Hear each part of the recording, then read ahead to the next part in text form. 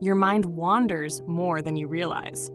You could be reading a book, sitting in a meeting, or even having a conversation, and suddenly you notice you haven't been paying attention at all.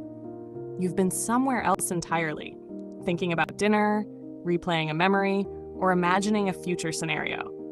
And the second you notice, you usually feel guilty, like you failed at being present. But the truth is, mind wandering is one of the most fascinating, mysterious, and misunderstood aspects of how the human brain works. Psychologists estimate that our minds wander nearly half of our waking hours. Half. That means for almost 50% of your life, you're not fully here. You're somewhere inside yourself.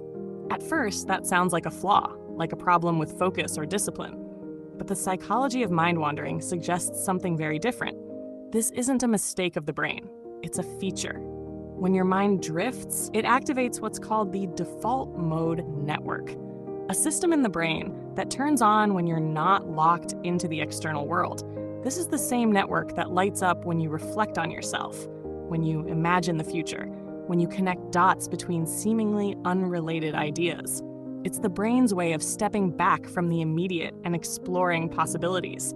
It's less about distraction and more about exploration. Mind wandering is where creativity comes from.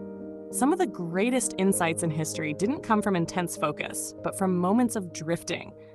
It's when your brain starts to wander that it pulls together ideas in new ways. Think about it. When was the last time you had an aha moment? Chances are it wasn't while staring at a spreadsheet or focusing on a textbook. It was probably in the shower, on a walk, or lying in bed before falling asleep. That's because when the mind wanders, it's still working. It's just working differently. But mind wandering isn't only about creativity. It's also deeply connected to our sense of self. When you drift, your brain often circles back to unresolved problems, unfinished goals, or unspoken desires. This is why your wandering thoughts often feel repetitive. They return to the same relationships, the same ambitions, the same worries. It's like your subconscious is tapping you on the shoulder saying, hey, pay attention. This matters. At the same time, there's a shadow side. Too much mind wandering, especially when it loops into negative thoughts, can feed stress, anxiety, and even depression. When your mind constantly drifts into worry, regret, or comparison, it can trap you in cycles that feel impossible to escape. Psychologists call this rumination, a form of mind wandering that keeps you stuck in the past or paralyzed about the future. And when your inner world becomes heavier than the outer one, life can start to feel unbearable. But here's the deeper truth. The fact that your mind wanders so much isn't the problem. The real question is, where does it wander and what do you do with it? Because mind wandering can either be a prison or a portal. A prison if you let it spiral you into fear and self-doubt. A portal if you use it to uncover truths about yourself, to find meaning, to imagine new possibilities.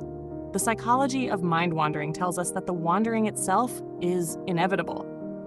You can't stop it, but you can learn to listen to it. Instead of judging yourself for drifting, ask what your mind is trying to tell you. If your thoughts keep returning to the same dream, maybe that's something you should actually pursue. If they keep circling back to the same wound, maybe that's something you need to finally heal. Your wandering thoughts are often the brain's way of surfacing what your conscious mind is too busy to notice. And that's where the inspiration lies. Because hidden inside your drifting mind is a map of what you care about, what scares you, what excites you, and what you might become.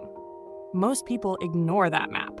They feel guilty for wandering instead of curious about what it reveals. But if you start paying attention, you realize your wandering isn't random, it's full of meaning. Mind wandering is not the opposite of presence. It's part of what makes us human. Animals live almost entirely in the present moment. Humans are unique because we can step outside the now. We can revisit the past. We can project ourselves into the future. We can imagine entire worlds that don't exist yet. That's the gift of a wandering mind. It's how we grow, how we adapt, how we dream. So the next time your mind drifts, don't rush to pull it back like you've done something wrong. Instead, pause and notice where it went. Notice what it says about you, about your longings, about your unfinished business. Because those wanderings are not wasted. They're invitations. Invitations to understand yourself more deeply. Invitations to shape your future more intentionally. Your mind will always wander.